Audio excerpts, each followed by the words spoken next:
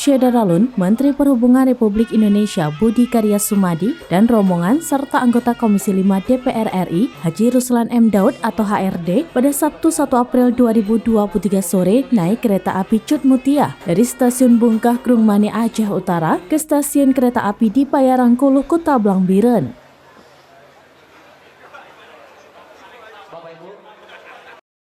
Kehadiran rombongan Menteri Perhubungan Republik Indonesia Budi Karya disambut unsur Forkopimda Biren, para camat dan ratusan masyarakat guna meninjau pembangunan rel kereta api yang mangkrak di Kabupaten Biren.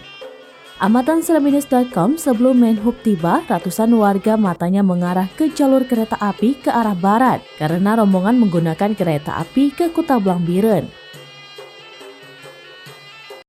Sejumlah personel dari Polres Biren dan unsur lainnya ikut membantu pengamanan kelancaran kunjungan menteri.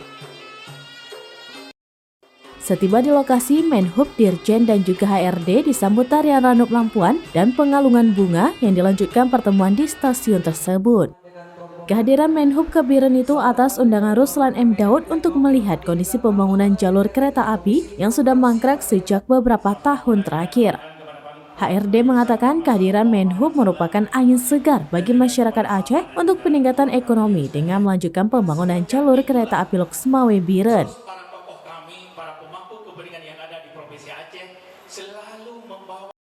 Menhub menyebutkan pembangunan jalur kereta api akan dilanjutkan kembali pada tahun 2024, kemudian diteruskan lagi pada tahun 2025 dan tahun 2026.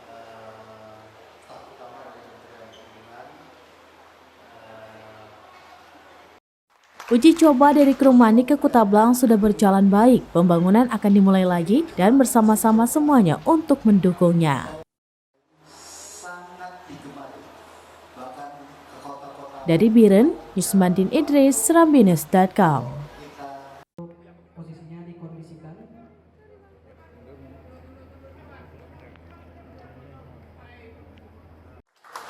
Terima kasih.